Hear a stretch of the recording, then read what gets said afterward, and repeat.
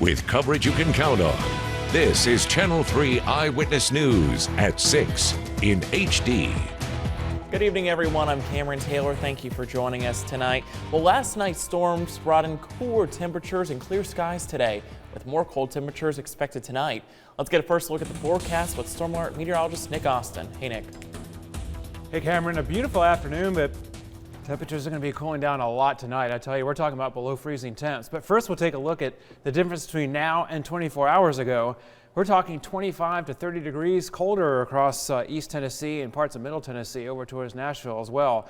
So it's a lot cooler than it was yesterday afternoon. Right now it's 51 degrees here in the city, whereas this time yesterday we had highs near 80 degrees this time of the day. So big difference. It was a lot cooler. Had to wear the long sleeves today. We'll be cooling all the way down to below freezing across the whole region tonight. Just below freezing here in the city, 20s outside of town. What does that mean? Well, the winds will be getting light and we'll have clear skies. So with all those cold below freezing temperatures, it means that we'll have some light frost probably late tonight here in the city, but possibly a hard freeze away from town in the outlying counties. So bring the pets inside. If you did any planting early, stuff that you're growing at home is starting to bloom, you want to cover it up with some old blankets or some old sheets or bring it inside. Might not survive the night. We'll have more on Sunday's forecast coming up in just a bit. All right, thank you, Nick. Well, 4 months after tornadoes ripped through parts of the Tennessee Valley, Sequatchie County is still recovering from the aftermath of the storms. Channel 3's Tanisha Cordell spoke with organizers who are helping clean up the damage for good. This is the 6th cleanup day organizers have put together since an EF2 tornado swept through Sequatchie County back in November. They say progress has been made, but there's still a lot more to be done. About 100 volunteers filled trash bags with debris from November's tornado. They also cut down and removed a cluster of trees. When you look at all the devastation, it could have been so much worse, but when you've got this many trees down, it's going to take a long time. One farmer's livestock had to be fenced up to keep them away from the 3-month-old debris. Trees and limbs blocking this creek have been an issue for them as well. And with the creek being blocked, this is how the cows get their water. And if we don't clear that creek, it could create some major problems for him as time goes on and as spring rains come around. The South End volunteer fire chief and his crew also took part in the widespread cleanup. We got several military trucks that we use for brush trucks. And some of our members has bobcats and stuff, so we brought them out, and we're going to use that to get it out of the creek. The community has worked to return to normalcy for months. More than 20 homes and acres of property were damaged by the storms, but it wasn't enough to get any federal assistance. The way I understand it is agriculture is counted separately from residential. And as bad as it is, and it's horrible for us, and it's horrible for a lot of other counties too, unfortunately it wasn't enough.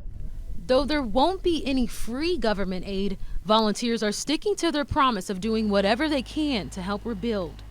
People are going to get taken care of. It may take time, but you know what? That's fine. We're going to get there. We're going to get it done. The county will have more cleanup days soon. In the meantime, McMinn County is looking for volunteers to help with cleanup on March 4th. We have more information on volunteering on our website, WRCBTV.com. In Sequatchie County, Tanisha Cordell, Channel 3 Eyewitness News. All right, thank you, Tanisha. Chattanooga police are investigating 2 shootings that happened within the past 24 hours. The latest happened this morning on East 8th Street near UTC just after 11. Chattanooga police found a man with a small cut to the back of his head. He told police an acquaintance pulled out a pistol to show him, and the gun went off accidentally, grazing the back of his head. Now, surveillance video did back up his story, according to police. He was taken to the hospital for treatment and released a short time later. It's unclear if any charges are pending. The other shooting happened last night just before midnight. Chattanooga police say a man showed up to the hospital with a gunshot wound. He told police he was shot near North Chamberlain Avenue. He's expected to be okay from the shooting. And right now, police aren't sure who shot him. If you have any information about either of these shootings, call Chattanooga police. 2 dogs died from smoke inhalation at a house fire in Dallas Bay this afternoon. It happened around 1 on Cotter Road. When Dallas Bay volunteer firefighters arrived on scene, heavy smoke was coming out the front door. They found the fire in the kitchen and kept it from spreading to the rest of the home. Firefighters say it was caused by unintended cooking in the kitchen. No one was hurt, and we're told the homeowner is staying with family members. Damages are estimated at $50,000. And earlier today, the Chattanooga Fire Department battled a fire on Orchid Lane. This happened after 6 this morning. Firefighters say no one was hurt, and the cause is currently under investigation. The North Georgia Health Department is urging residents to keep their pets' rabies vaccinations up to date. Health officials say an unvaccinated dog was attacked by a rabid raccoon in Whitfield County this week. That dog is now in quarantine for 6 months. Flyers are being posted that warn of the virus being in the area, and health officials also urge parents to keep children away from stray dogs and cats, as well as wild animals. If you see a suspicious looking animal, call Whitfield County Animal Control. We have that number posted on our website, WRCBTV.com, and inside our app. The Georgia Senate has passed several bills designed to add support for public safety officials. The 4 pieces of legislation, dubbed the Back the Badge bills, received support from the Lieutenant Governor. One bill addresses complaints that law enforcement officers in rural areas are undercompensated for their work. 2 other bills would impose tougher penalties for crimes against officers. The 4th would create a special license plate with the words "Back the Badge." It moves next to the House. And another piece of legislation in Georgia is being closely watched by immigration advocates. The proposal would require Georgia driver's licenses for immigrants to be stamped with the word "non-citizen." Now, if the proposal were to become law, it's believed that Georgia would be one of the first, if not the first state to use a non-citizen label on licenses. The 2 men accused of shooting a 15-year-old high school football player in Knoxville will not face a death penalty. Prosecutors will not seek the death penalty or life without parole for Richard Williams and Christopher Bassett in the death of Xavion Dobson. Now, Dobson, a Fulton High School football player, died in December of 2015 while shielding his friends from gunfire. Authorities say he was not the target. Xavion became a national symbol of senseless gun violence. Williams and Bassett face first-degree murder charges in the case. They're set for trial this summer. A Tennessee Highway Patrol trooper has resigned following his arrest on charges that include aggravated assault and public intoxication. Department of Safety and Homeland Security officials said yesterday 47-year-old Stacy Williams resigned before he was fired following an internal investigation. Now, Williams and his wife were arrested earlier this month at their home in Altamont. Grundy County officials say deputies encountered a disturbance between Williams and his neighbors and had to subdue him with a stun gun. Williams was also charged with 1 count of resisting arrest and reckless endangerment.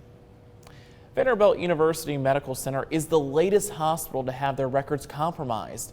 Officials say 2 hospital employees inappropriately accessed information that included names, birth dates, medical identification numbers, and social security numbers.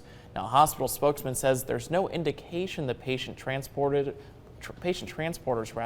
printed, forwarded, or downloaded the information, or that any patients have suffered financial harm. The hospital sent letters to more than 3,000 patients whose personal information was inappropriately viewed. The spokesman says the 2 employees have been disciplined, and patient transport staff no longer have access to electronic medical records. And today was the last Saturday to vote, early vote rather, for the March 7th election. It runs through this Thursday, March 2nd. The Hamilton County Election Commission's website shows more than 4,000 votes have been cast so far in this election. On the ballot, Chattanooga mayor and council seats for each of the 9 city districts.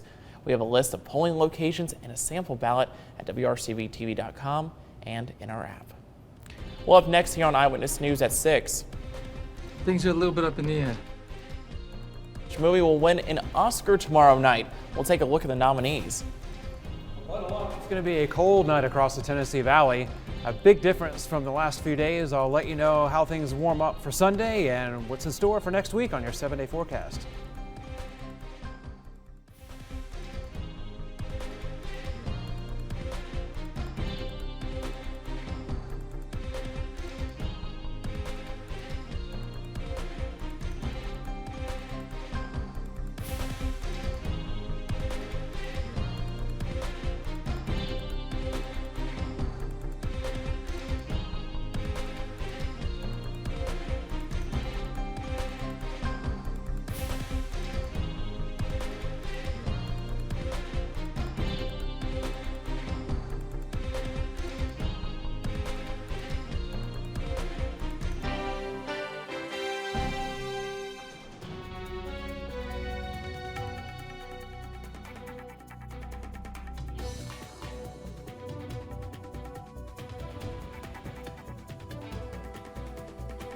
Count on. This is Channel 3 Eyewitness News at 6 in HD.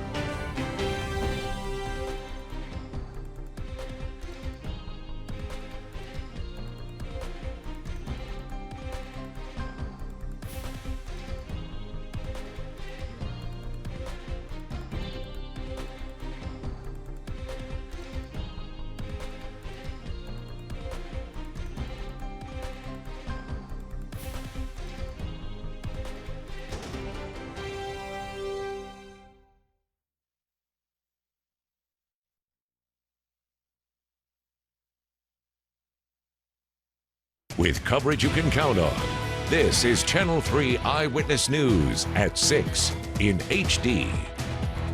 Our live downtown Holiday Inn camera giving a beautiful shot of the city. Great shot of the sky too. Nothing but blue skies today after the overnight storm. So it turned out to be a pretty nice day. Just not as warm as the past few days. It's going to be really cold tonight. We'll talk more about that in a moment. A nice day tomorrow, but next week we will see more chances for some much needed rain coming back to the area. Maybe some thunderstorms too. 40s and 50s for temperatures across the state and down into North Georgia as well. Compared to this time yesterday, though, it's about 25 to 30 degrees colder across the region. We're at 51 degrees in the city right now. That's actually our low temperature for the day because the highs were before midnight when the cold front came through. 52 Cleveland and Dalton. It's 41 in Altamont, really cooling off quickly at this hour up to the west on the plateau, and it's 49 out at the Murphy Airport. And look at those westerly winds. They're gusting just above 20 miles an hour here in the city, but the winds will get light as we go through the nighttime. It's not going to be windy all night long. But look at the sunny skies, nothing on the satellite and radar imagery. But there have been some strong storms heading up towards through the mid-Atlantic and the northeastern United States. That's from the same cold front that brought us our storms during the overnight hours. It's now pushing through the eastern United States, and it'll be offshore probably within the next few hours. We have high pressure, dry, and much cooler air that is moving into our region.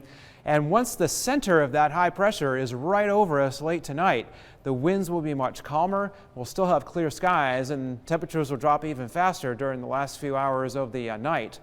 And we could see, with those temperatures dropping below freezing, light frost here in the city and possibly a hard freeze away from town. So you have to be careful of that. You need to dress warmly tonight too. Bring the pets inside for the night. We'll see more cloud cover tomorrow night and especially through the day on Monday, and that's when we see our next chance of rain. Vipercast has most of the rain Monday to our south, but I think we will see some showers here in our viewing area, at least by the afternoon on Monday. Probably nothing super heavy on Monday. But heading into Tuesday in the middle part of the week, even better chances for off and on rain and possibly some thunderstorms too. So it's not going to stay dry all week, but it will, at least for the rest of the weekend. 0.15 of an inch of rain out at the airport early this morning. The high was 69, but that was during the overnight hours. Then the cold front came through, and we've been as cool as 51, which is our current temperature. And most of our high temperatures for everybody were really early this morning before sunrise. Scottsboro picked up 0.4 of an inch, so did Lafayette, Georgia. But Dalton, Chatsworth, Calhoun, Georgia, only about 1/10 of an inch, about 1/3 of an inch in Trenton, Georgia. Around the metro area, 0.6 in Dunlap, 0.2 for Ottawa, so not real big amounts. It was coming down hard for a while. It just didn't last a long time. One of the highest amounts was 0.7 in Delano up in Polk County. Ringgold, Johnny, our skywatcher there, picked up 1/2 inch. But 1 inch for Colmont, that was the highest amount, 0.7 for Etowah, and in downtown Murphy, about 0.2. So for tonight, dry weather. Don't need to worry about umbrellas, but put on the heavy coats. because it will still be breezy during the evening hours. Late tonight, the winds will be light, and we'll have some light frost as skies remain clear, and we'll drop to a low of 31 in the city. But away from town, we'll have temperatures in the 20s. Back up to 57 in the city tomorrow with lots of sunshine. It'll be a great Sunday. And then 40 tomorrow night, not as cold, and we'll have some clouds moving in tomorrow night as well. Your 7-day forecast has highs in the upper 50s again Monday with some showers developing, about a 50-50 shot in your neighborhood on Monday. And then it gets warmer on Mardi Gras and on Wednesday, upper 60s to 70, but we have better chances for off and on rain and maybe some thunderstorms on Tuesday and Wednesday before we dry out and cool off again later in the week. So you will need to have an umbrella with you at least the first few days of the week. Tomorrow, don't worry about a thing. Yeah, certainly getting cold though. Yeah, as folks are headed out to church tomorrow morning, you will really need to bundle up. It won't be windy, it's just going to be cold. Yeah. So you still need the heavy coats. Okay, quite a difference between yesterday and today. Big difference, okay. yeah. All right, thank you, Nick. You bet. Well, the red carpet is in place in Hollywood, and the anticipation is growing as it leads up to tomorrow's Oscar presentations. This year's show may have more politics than ever, but the more intense campaigning is happening behind the scenes. Joe Fryer has more from Hollywood. They've rolled out the red carpet, which is currently covered by a white tarp. Come Sunday, this will be a runway for Hollywood's biggest stars. City of Stars. How brightly will the City of Stars shine upon La La Land? With 14 nominations, the musical would need to win 11 Oscars to tie the all-time record. Its biggest challenger is Moonlight, a coming-of-age tale that centers on race and sexuality. Things are a little bit up in the air. The fight for lead actor is tightened. Manchester by the Sea's Casey Affleck swept up most of the awards this year, but Fences star Denzel Washington is gaining momentum. You best be making sure they're doing right by you. When it comes to the leading ladies, La La Land's Emma Stone faces her toughest competition from Elle's Isabelle Huppert and Jackie's Natalie Portman. In the supporting categories, Viola Davis seems unstoppable, seeking her first Oscar win for a role that already brought her a Tony, while Moonlight's Mahershala Ali and Lion's Dev Patel are vying for supporting actor in a year that features a diverse list of nominees following the Oscars So White controversy. No matter who wins, politics will likely take the stage Sunday if recent award shows like the Golden Globes are any indication. We need the principled press to hold power to account, to call them on the carpet for every outrage. One more note, if Lin-Manuel Miranda wins for Best Song, he'll become the youngest person ever to EGOT, winning the Emmy, Grammy, Oscar, and Tony. Joe Fryer, NBC News, Hollywood. All right, well, out in Las Vegas, a 200-seat arena for competitive video gaming is the city's newest effort to attract millennials. The esports venue housing dozens of game consoles is slated to open on Friday when it hosts a $50,000 prize pool Halo World Championship qualifier. The arena is downtown within walking distance of various hotel casinos. And you know, Las Vegas casinos have invested in numerous non-gaming amenities. They include rooms featuring bunk beds and a lounge with foosball and air hockey. Sounds pretty awesome to me. Well, it's a big day on the hardwood for Chattanooga basketball. Both the men and the women are playing in their final home game of the season. And for the Lady Mocs, a SoCon title is on the line. Jill Jelnick has all that and more when we come back.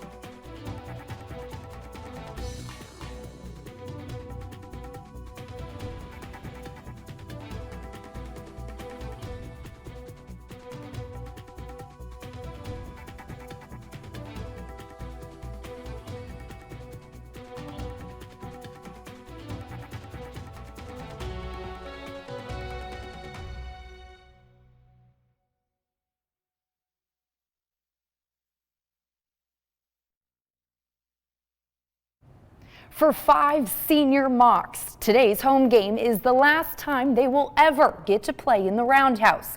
Casey Jones, Trey McLean, Jonathan Burrows-Cook, Greg Pryor, and Justin Toyo have led the Mocs to over 100 wins since their time here in the Scenic City and hope to add to that total tonight against Mercer. Tip-off for senior night was just over an hour ago, so the Mocs are currently in action as we speak against the Bears. So we can't show you those highlights just yet. I can tell you, though, that the Mocs got out to a little bit of a slow start. They were down 11-7 halfway through the first half, but then came back to tie it up and take the lead thanks to layups by Burrows, Cook, and Pryor. Again, we can't show you those highlights just yet, but we will have all that and more tonight at 11, 23-17 at the half. Well, ahead of the boys' game earlier, the Lady Mocs were eyeing their 5th straight SoCon regular season title. That's right, their 5th straight. All they needed was a win today against Wofford in their final home game of the season. And well, the Lady Mocs were not about to let their seniors go out with anything other than a bang. Jasmine Joyner, Moses Johnson, Queen Alfred, and Cindy Van Landingham were the 4 seniors being celebrated. And well, let's just say Wofford wasn't invited to the party. Lady Mocs tied at 5 to start the game. Chelsea Schumpert with the pass down low to Ariana Gilbert for 2. UTC back in the lead. Then Schumpert gets the ball with plenty of time behind the arc, drains the 3 to put the Lady Mocs up by 4. Then Schumpert again, this time with the steal and the layup on the other end. The junior would finish with 10 on the night. Lady Mocs led by 8 points over the Terriers at halftime and, well, did not let up after the break. The pass down low to senior Jasmine Joyner for 2. Joyner would finish with a game-high 19 points, while fellow senior Moses Johnson had 8 points and 3 rebounds as UTC dominates Wofford 76-56, winning the regular season SoCon title for the 5th year in a row. Not to mention the team's 21st regular season title in program history. It's what you want to do from the beginning, and when you get it done, it's a good feeling. I don't think it has hit me yet either.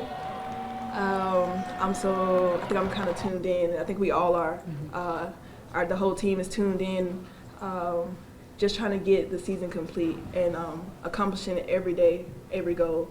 It definitely got harder from being a freshman to senior now, but that kind of made us more together and just stepping up, being a leader. Season came by really fast. From the hard season, the hard schedule, it paid off. When you, over a period of 2 months, show that you're, the best team, that should be worth something. The Lady Mocs will now prepare for the SoCon tournament in Asheville, North Carolina next week, and with the #1 seed, they will have a bye in the first round. Switching over to the Diamond now, where the Lady Mocs softball team is hosting the Frost Classic this weekend. Yesterday, UTC split the day with a loss to Farley Dickinson and a win over Northwestern State. And then in round 2 today, the Lady Mocs fell to Western Michigan 4-2. But right now, they're currently up on Tennessee State, leading the Skyhawks by 2 in the 4th. Thanks to RBIs by Connor, Ashley, and Jesselyn. They'll return to the Diamond tomorrow to take on St. Louis at 1:30. And lastly, on the high school hardwood tonight, the McCauley Blue Tornado is the only Division II AA team left standing. They'll face off against Pope John Paul II tonight. Actually, tip-off was not too long ago. And this is the state quarterfinals, so if they win this one, they'll be headed to the state tournament in Nashville next weekend. We'll have highlights of that one as well. All right, that's it for sports. One last look at your weather when we come back.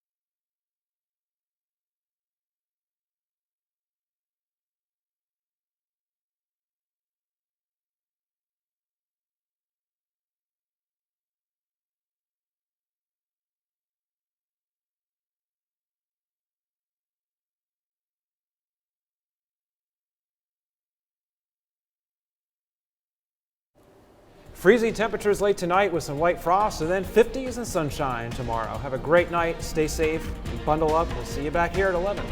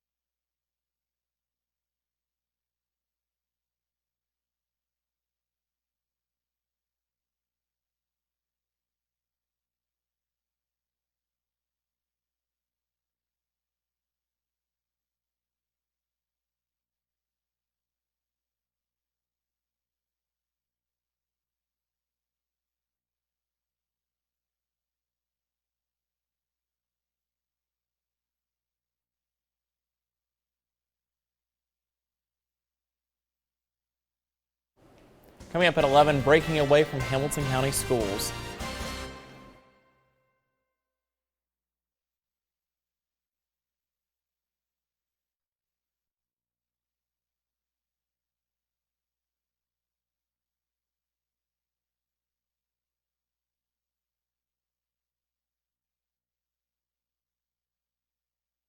A cold night ahead across the Tennessee Valley. I'll have your forecast and your Sunday outlook.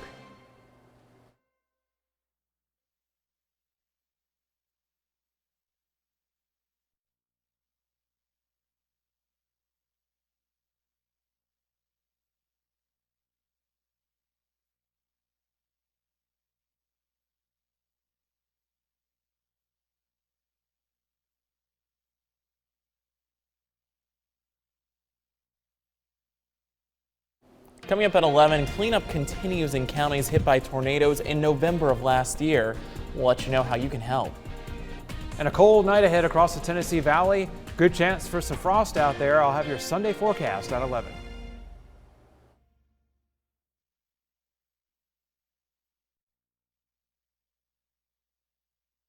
From Channel 3 Eyewitness News.